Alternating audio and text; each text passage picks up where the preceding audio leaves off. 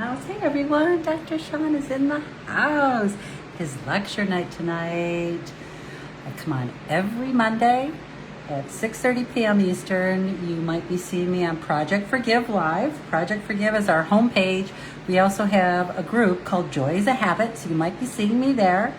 And you might be on our Dr. Shawne page or our other one, All About Compassion, which is called Positive Compassion. So regardless of how you got here, thrilled you're here. Our topic tonight is living with anxiety. And just so you know, I show up every Monday night, typically around Joy is a Habit, and I do one lecture per month. And I actually am living with anxiety, how I changed the date for this class. We were coming on Sunday nights, and I'm like, dang, I kept forgetting, and I had so much anxiety the next day because I don't work on Sundays anymore. I have my own business, so sometimes I work on different days, blah, blah, blah. Mondays, I'm never going to forget, and it's never going to be missed. I actually soothed my own anxiety by switching to Monday nights. So glad you're here. That's a perfect example of fixing and solving and finding solutions to lower my anxiety so that I can deliver lectures. And tonight is living with anxiety. All right, I can see you guys are showing up. Yay! Of course, I got notes and all that good stuff. For those that don't know me, I'm Dr. Shawne. I am a PhD in communication. My passion is forgiveness and mental health and personal development. That's my personal passion. Many people know that I focus on how can we get more present in the moment, have more fulfilling lives, communicate in ways so that we are heard and others hear us, and love boundaries, love all that stuff. And for those just joining, hey, I can see you guys. Hi, Terry. Hi, Angie. Wonderful. So glad you're here. And you're welcome to join our Joy is a Habit Facebook group. When I'm all done, I'll put up a few notes. I'm also thinking this is worth an article, so I'll write an article about this on our Project Forgive page and share it here on Facebook. And the reason I chose this topic, well, I personally suffer from anxiety. I've been diagnosed with anxiety. I've been living with it for about 10 years now. I am under doctor's supervision around anxiety, and I've learned a lot about it. The stigma of having anxiety is completely gone. I don't have that anymore. And I actually say that's one of the blessings of COVID. One of the blessings of COVID, because even in the midst of really hard stuff, sometimes we get blessings, right? Hi, Nancy. I see ya. Hi, Jamie. And that blessing is that we've all slowed down. We've started to shift culturally around the stigma around mental health. And it just feels really good to be able to talk about it, okay? So the reason I picked this topic is because I read a story in the Associated Press. And it talked about the U.S. Preventative Services Task Force made new recommendations around screening for anxiety. I'm like, holy crap.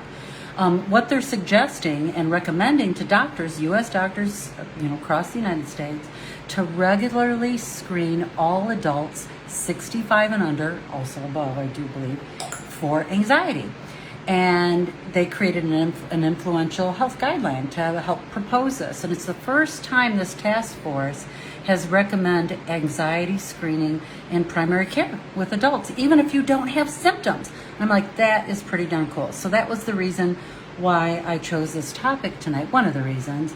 And I do have quite a bit of notes, and I'm going to move through them. I'll probably talk for maybe 25, 30 minutes. I will put some highlights when I'm all done. I'll put them up in the comments or in the top part of the Facebook, any resources that I give you or whatever. And I'm like, okay, anxiety is a big topic. It's big, okay? You have deadline pressures at work. Our relationships are complicated. Your kids and grandkids are having problems at school with peers. Social skills are down low. No social skills. Kids are really struggling with that. And maybe you even have your own health concern that's nagging you, that's increasing anxiety. And anxiety can take over your life. So I found some quotes and definitions from different people. I'm like, oh, that's a cool way to say it. And I found a few. This one's from Dr. Susan Albers. I just loved everything she wrote about anxiety. She says, anxious thoughts activate the limbic system. That's the fear center in our brain. And just a simple thought can easily trigger this part of our brain in a millisecond. And she likes to think of anxiety. This is the analogy she used, and I'm like, oh my gosh, that's perfect. Her example is you're walking around with an umbrella waiting for a thunderstorm. And I'm like, that is pretty darn good definition. And anxiety is experienced at so many different levels and so many different forms, from moderate to debilitating, from generalized anxiety to actually full out blown phobias, and the impacts can vary. So for the purposes of this Facebook class, wanted to say that experiencing occasional anxiety is a normal part of life. And people with disorders frequently have intense reactions. And so I'm not giving medical advice. This is not medical advice. Go see your doctor. Even if you have concerns about anxiety, go see your primary care physician and talk it out with them and see what they recommend or what ideas they might have for you. Have that conversation. You're worth it. You are worth that conversation. I'm here to offer ideas of living with anxiety, no matter where you are on that spectrum. So, like I said, I suffer from anxiety. Mine comes from trauma. I come from a traumatic background. Many people know I'm an incest survivor, and I share that very openly. And I'm not here to debate what's the right way or the wrong way to live with anxiety. I'm merely here to offer some ideas that may soothe you, whatever level you're at with anxiety, okay? Some are going to work for you. Some are going to be like, oh my gosh, that's so stupid. Let the stupid ones go. It ain't that deep, okay? So pick and choose what you like. Let me see what you guys are saying before I start launching in with this model. Oh, thank you, Nadine. It's nice to see you. Thank you for the beautiful comments. Sandra, thank you for the stars. The stars do help with our free workshops that we're getting back into. We're probably going to start that back up in 2023 as I lessen my anxiety and get back in full throttle. Hi, Lynn. Good evening. I'm glad it's a great topic. Great, Jacqueline. I see you guys. Okay, and I'll keep coming back here to see if you're saying anything or you have any questions. Hi, Connie. And as I'm moving through the lecture, okay? So, like I said, some of these ideas are going to work, some aren't. It's kind of like our posts on forgiveness. There's 5 stages of forgiveness, and dependent upon where you are with a loss or betrayal or an upset, you could be in any one of these 5 stages. Like you could be in shock, anger, grief, acceptance, peace, and welcoming. You could be in any of those stages. So if something horrible just happens, you are not going to like a post that we put up on Facebook that says, I'm understanding that things happen for a reason. I've put the dots together. I'm so grateful. I'm finally seeing that it's happened for me. You're not going to be at that stage when you're really ticked off. It doesn't work that way. So the model and the motto at Project Forgive always is take what you like, leave the rest. You're never going to resonate with everything we put up. We put up posts for all 5 stages. And the common theme you'll see is we put up posts for connecting with family, because the basis of forgiveness, the basis of personal development is really about connecting with our family. That's why we put up posts. If you love your daughter, put up a heart. We put that up for a reason, so you can connect with folks. That's the reason why we do it. There's a method to the madness. Okay. All right. So here we go. I'm going to just give you some common symptoms of anxiety to start mulling it about. It ain't that deep. Feeling nervous, feeling helpless, a sense of impending panic or doom or even danger can be a part. Increased heart rate. Your body feels that when you're living with anxiety. Hyperventilation can sometimes happen. Sweating, trembling, obsessively thinking about that panic thought. I can do that on a dime with my grandkids. Oh my gosh, my grandkids don't have social skills. What can I do to save and rescue them so they have social skills? I can spiral in that so easily. So I'm practicing a lot of these techniques, and I'm getting better and better and better as time goes on, right? When do you see a doctor? Just give you a couple of things before I give into some soothing ideas, okay? You feel like you're worrying too much and it's interfering with your work, your relationships, or other parts of your life. Your fear, your worry, or your anxiety is upsetting to you and it's difficult to control. Like you can't snap out of it. You can't talk yourself out of it. You can't talk yourself off of a ledge.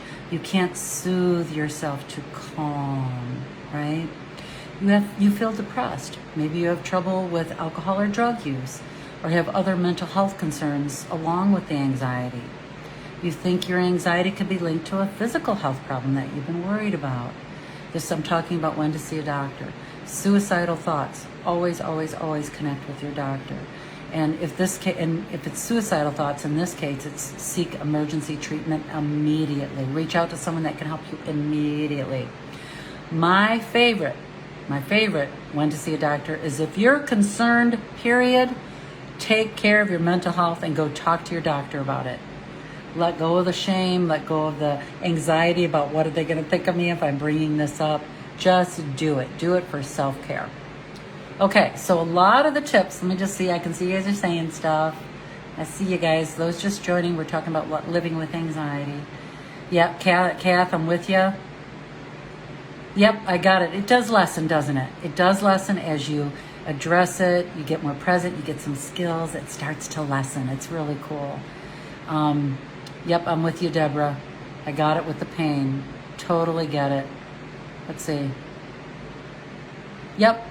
Michael, you're a perfect segue for tips, because the first thing that's on one of the tips, if you're feeling anxiety, research shows that physical activity actually reduces anxiety because you're channeling that energy physically. For me, it's gardening.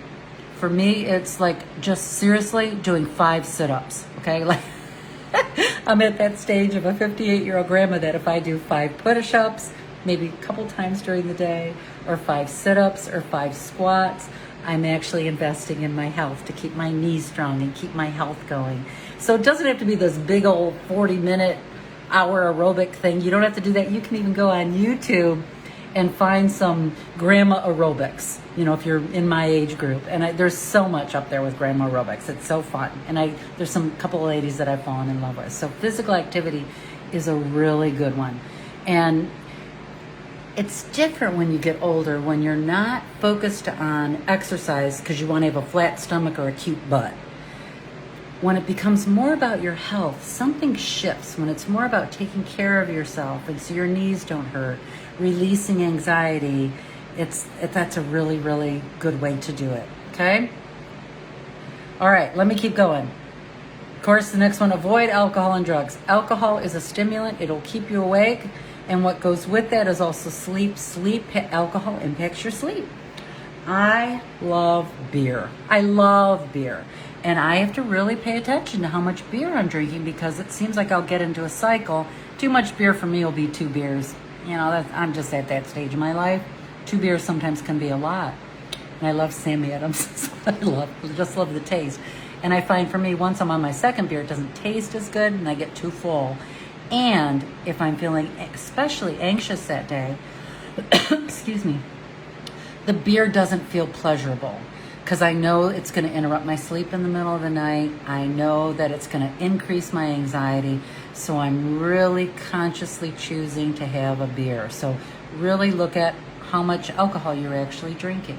I love that people are putting in beautiful ideas. Kelly, music is a great idea. Coloring is another one. Few deep breaths, take the dog for a walk. You guys are freaking awesome. Cheryl, I love that you love beer. Quitting smoking or cutting back or quit drinking caffeinated beverages, that ain't gonna happen. Excuse me. The quitting smoking is a good thing, yes. Or cut back. It amplifies anxiety. I am not gonna quit drinking coffee. That is not gonna freaking happen. I limit though how much I drink. I never drink any coffee past 9 o'clock because I will be awake all night. I know how my body works. I try to limit to 1 large cup. I use really big coffee cups. So it's actually like 3 cups of coffee, but it's really 1 in my mind. It's 1 cup of coffee. So that's usually how much I drink. And, you know, everyone's starting to give stress management and relaxation techniques right here within the feed, which is awesome. Visualization techniques work really well. Actually, I'm going to show you something. I'm going to bring you to my bathroom, okay? My bathroom is my sacred space. It's where if I'm really feeling a lot of anxiety, I'll go into my bathroom. I have a gorgeous bathroom, okay? We're in the midst of still remodeling. That's just part of the journey. And here, let me put this. So I put this up. I've decided I'm not going to keep it. Let me see how to flip this around. Okay. I put this up. Okay. See, it's got the blue tape on it. All right. because it's, to me, that's a very spiritual practice. I feel, and I just have to say, Project Forgive is non-religious, non-partisan. Sometimes my own spiritual beliefs will come up. This particular, and it's kind of like flag material. This brings me peace, and it makes me feel held by God. And even just saying that touches me, because part of my anxiety is feeling alone. And when I'm feeling alone, sometimes it's hard to reach out to a deity, and that's something I'm really practicing. And I've been practicing for 20 years of my life. I got this in the mail from Randy over at Understanding Compassion. He's a really dear friend of mine and one of my business partners. He sent me this, okay? And when I got it, I just cried, because I'm a huge Moana fan. I don't know if anyone else is a Moana fan. I just look at this and I feel peaceful. Tafiti is the island goddess who loves to lead with her heart. And that's my aspiration, that anxiety doesn't run me, old grief doesn't run me, pain doesn't run me, that my heart, my loving heart, is the catalyst for my life. All right, I'm going back to my office. And so I made a decision. I'm going to pull down that canvas, and I'm going to give it to my granddaughter because she'll love it. And I'm going to put up Moana because that's the perfect fit for me. And it soothes me as soon as I see it. It's a spiritual soothing. So there can be many things that you do that spiritually soothe you if you're choosing to rest into a deity. And I say deity with reverence, because Project Forgive is embracing of everyone, no matter what your beliefs are, whether you're Mormon, Jewish, Christian, Muslim, Buddha, Muhammad, it doesn't even matter. That's not for me as an individual or as an organization to monitor, control, think about. I'm here to support you in your beliefs that soothe and make you an amazing person in the universe. Does that make sense? Okay. All right. So there's some stress management and relaxation techniques, finding things that physically appeal to you. That's why I have the word joy everywhere. I got it right here. Got it all along this wall over here. The word joy soothes me because joy is a catalyst as a word, that joy is a choice. And it's a habit. That's why our Facebook group is called Joy is a Habit. It's so ingrained in me now that it's not to deny feelings. It's not to deny feeling anxious, because I'll get to that here in just a second. It's to actually allow other feelings to also coexist. And I like to use it neurologically, like if you're in a car, our neurological pathways, your car is spinning in the snow. I use this example a lot. It's a great example. If you keep spinning the wheel in the snow, the car is just going to go deeper and deeper and deeper and deeper. And that's kind of how I see me with spinning and anxiety, okay? For those just joining, we're doing the topic tonight is living with anxiety. So I do visualizations or stress management techniques and say, okay, what if I put kitty litter under the tire? What if I put a board under the tire? And those things would soothe me. I'm at the place now where I get out of the car and go into a different car, which visually works for me. It's like, I don't have to spin in this. I'm getting in a different car and the sun is shining over there. I heard one analogy that I loved. It's almost like with anxiety or trauma or PTSD, it's almost like when you get into a trigger, the fire alarm goes off and everybody goes into chaos. Oh my gosh, the fire alarm is going off. So I'm like, okay, then with that analogy with the car, I could just get another house. And then someone said to me so wisely, she said, what if you just calmly walked to the alarm and turned it off? Because it's not real in this moment anyway. And that's one of the steps that I really liked from, where's his name? I'm looking for his name. Let's see, Buttimer. Is he a doctor? His last name is Buttimer, or Buttimer, Buttimer. His advice, which I loved, one of his pieces of advice is allow yourself to feel the anxiety. Like really allow yourself to feel it. So he says, the next time you're feeling anxious, allow yourself to feel it instead of brushing it aside. Welcome it. He recommends paying attention to which part of the body is affected by anxiety, such as the pit of your stomach or in your chest. Breathe deeply and bring your hand to this part of your body. I always bring it right to my chest with my lungs because that's where a lot of grief lives for me. And allow yourself to feel it. And as you sit with it and honor the feeling, 90 seconds to 2 minutes, it will actually start to shift into something else and move on. Now, remember, this is not true for everyone. It's something to try. And I did this with, I have anxiety with clutter, okay? Like if stuff is left around the house or something spilt on the deck and my husband doesn't clean it up, I get so mad. It's like, why? How can you be such a pig? You know, blah, blah. I can go there on a dime, okay? I'm getting better at it. And the way that I've been getting better at it is sitting with it. So let me give you an example. So my husband has this little compost with eggshells and everything. And when he's working in the kitchen, he'll put it out on the deck. We have so many animals out here, okay, that if it gets left or forgotten about, the raccoons, the squirrels, they'll knock it over, and then I'll have a bunch of eggshells and everything just strewn across my deck. That will put me in a tizzy, okay? Everyone, we have things that'll put us in a tizzy. That is something that can put me in a tizzy. So I practiced being with, allowing the upset, the anxiety around the eggshells on the deck. Now, I did this as an experiment, and I've been doing this in other areas of my life. And the rule was, and this is talking it out with a friend, that I am not going to complain about it, scream at my husband to go clean it up. Damn it, he put it out there, okay? I am not going to go do it in a huff and be angry and upset, because that is not going to work.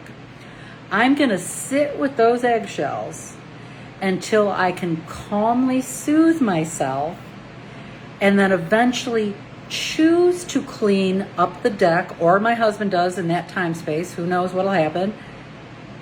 And do it as a choice, as a grounded, powerful adult, because it simply needs to be done without all that charge. Some of you are following what I'm saying. Some of you might not, and that's okay. It took 4 days. The 4th day, I was able to go out there, clean up the eggshells, and do it with calm peace, because it was the next right thing to do, without blaming, cussing out my husband. He doesn't love me. If he loved me, he'd do this. There's no cheese down that hole at all. And it caused a breakthrough. Caused a breakthrough in the panic or the anxiety that I feel when things don't go the way that I want them to. It allowed me to communicate very differently with my husband and say, hey, do me a favor. My anxiety just jump leaps and bounds with that stuff on the deck. Would you be such a sweetheart and take care of that? Now, if he's running, taking care of it. Interesting how stuff happens. Interesting how you have a breakthrough in soothing and allowing the anxiety. Now, remember, this isn't for everybody. Anxiety is different. There's extremes, there's phobias. So take what you like and leave the rest. This topic tonight, for those just joining us, is living with anxiety. We've got a few more. Let's see. Healthy food does make a difference. Healthy diet incorporating vegetables, fruits, whole grains, and fish. Lots of research shows other processed foods linked to anxiety. They really do. All right. Of course, always more research is needed. I'll come to the notes in just a second. The other thing that helps soothe or ease the anxiety is learning about it. Like, how extreme am I? Sometimes you think you're the only one. Sometimes you think you're way out there with what you experience. I'm hoping that sharing with you about the eggshells, because we all have our stuff, that it normalizes being wigged out about something that drives you crazy, because that's part of being human, right? It's part of being human. And let's see, a couple other things.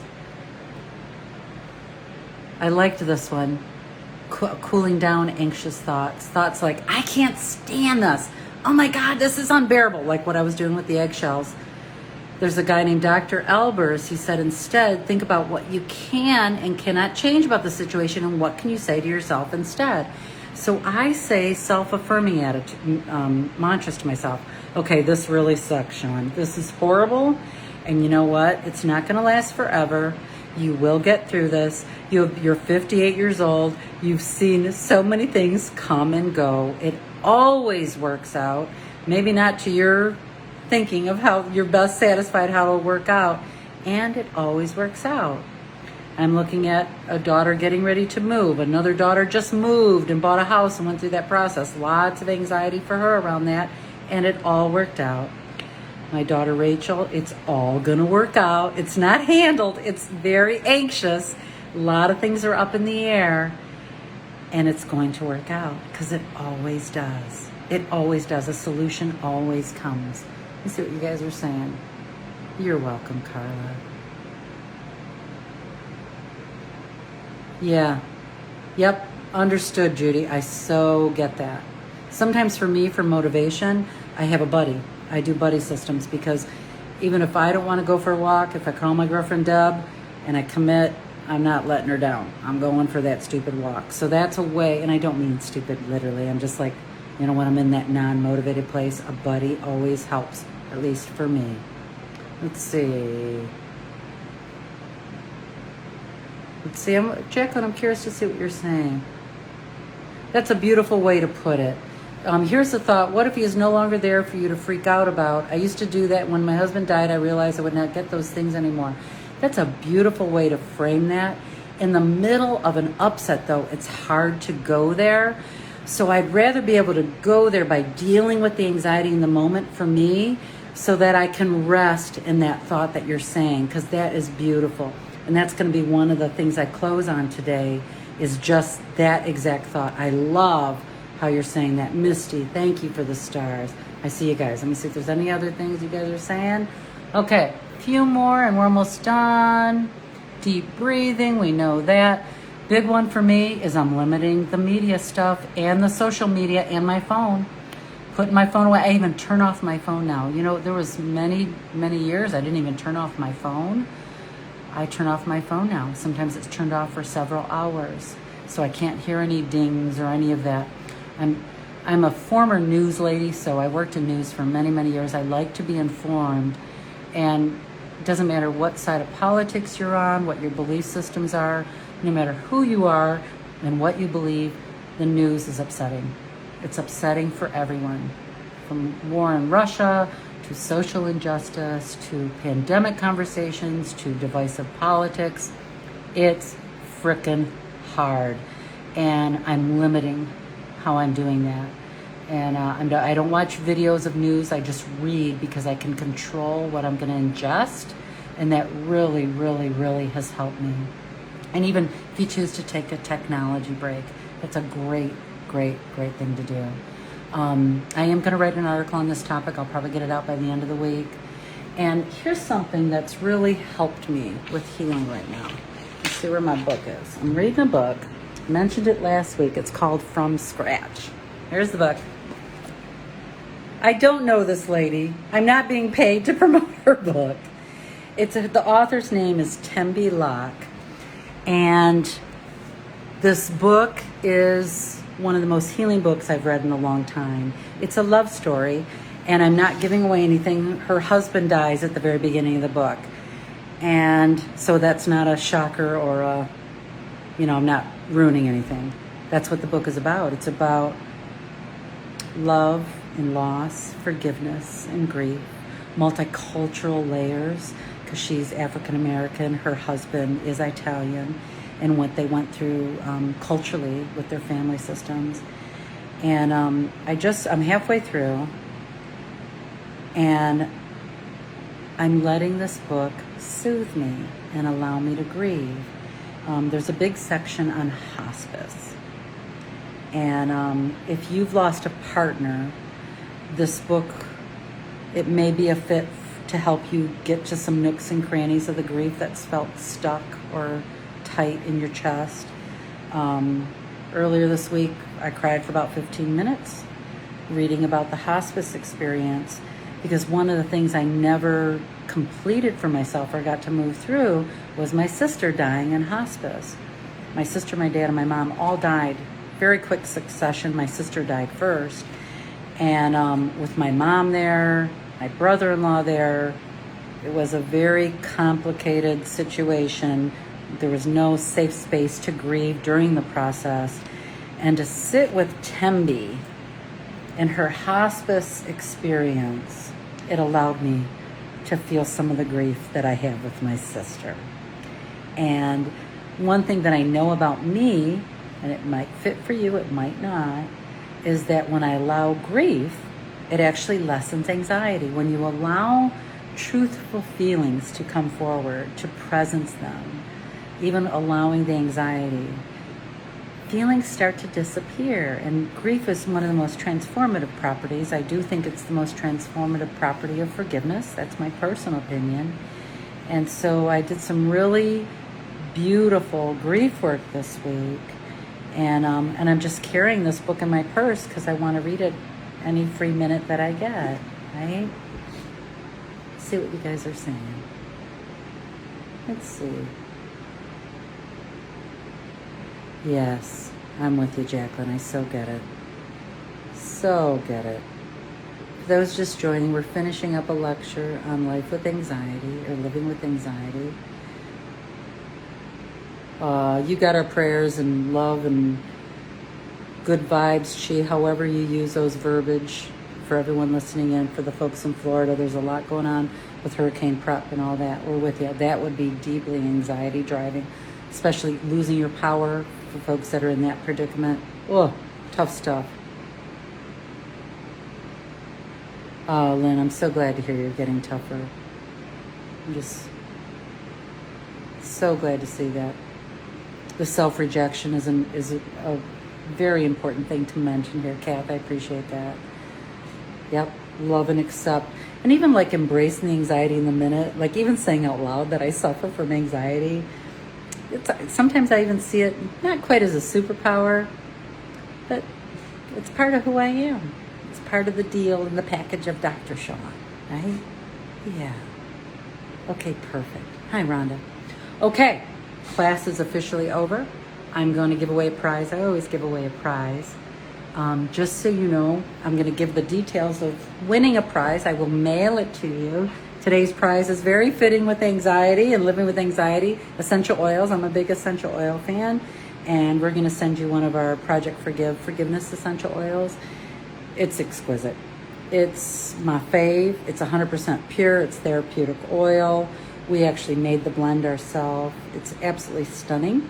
To win this, you have to be in the United States because we'll ship it to you here in the U.S. I'm going to tell you how to win that in a second.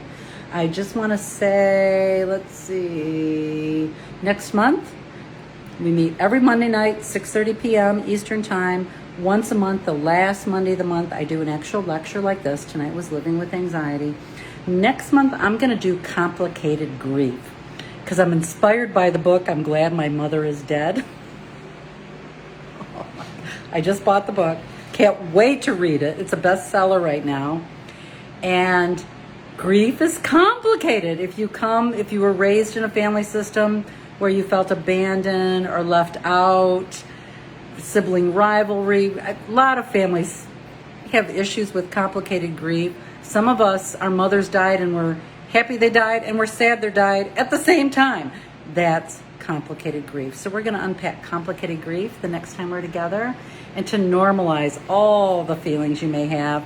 Even like if you're caregiving a parent right now, you might have so much resentment because you're so frickin' exhausted. That is part of complicated grief. Okay? Okay. So here's how we're going to do the prize tonight. And if you've won before, you can win every single time in our lives. There's no limits to winning. And so here's how I'm going to do it. You have to be on Project Forgive to win a prize. So if you're over at Dr. Shawne, you're at Positive Compassion, or you're in the Facebook group, Joy's Habit, come on, just navigate over to Project Forgive, because that's the feed and the thread that I'm going to be able to see. I'm going to tell you when to go, and what I'm going to do is count off. We're going to say, let's say number 7. Lucky number 7 is the number tonight. And the 7th person to put a heart in the comments, not floating hearts, because I can't really count them because there's a lot of floating hearts that I see, and sometimes I'll see 10 at once. So actual hearts in the comments. The 7th one, and you must be in the United States, I'm going to ship this out to you tomorrow, okay? And sorry for those overseas. That's our parameter and our boundary around receiving prizes. You must be in the U.S. because quite frankly, it's too expensive to ship overseas. And that's why we do it that way. And it's a good boundary for us. So when I say go, I am going to ask you to start putting in hearts, and I'm going to count them off. So put hearts in the comments, and I'll start counting them. I'm seeing you, foes. Yep, I'm with you. Some days are better than others. Sharon Bell is number 1. I'm looking for the 7th one. Joan is number 2. Hi, Joan. We're counting up to 7. And they have to be actually in the comments, and it's according to my feed. I know it's not fair. Sometimes life is not fair, okay? Sharon, you're number 3. Sharon's number 3. Misty's number 4. Hi, Misty. It's nice to see you. And you do any color you want. Michael's number 5. Misty's number 6. Number 7 is Rhonda with all your 20 hearts. Rhonda Sarska. You're the winner. So all you have to do is message us here on Facebook. Only me and Heidi in my office see it, so it's private. I need your address and your email. You will not get marketing crap from me. That ain't gonna happen. Never happen in a million years. I need it so we can put the tracking so you know when to receive your package, you know when you're gonna get it, and your mailing address. And if that doesn't feel good, no problem. You can email me at drshawne@projectforgive.com, and I will get that email, and you can do it that way if that feels good too. And Dr. Shawne is with me. Okay. Done deal? Learn something tonight? Get some access to some anxiety conversations about living with anxiety? I'm hoping so. So have an extraordinary week. I will see you next Monday. Our usual joy is a habit, presencing joy as a habit.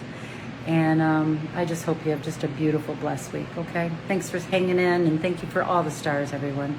Mwah. Big love. Talk to you soon. Bye-bye.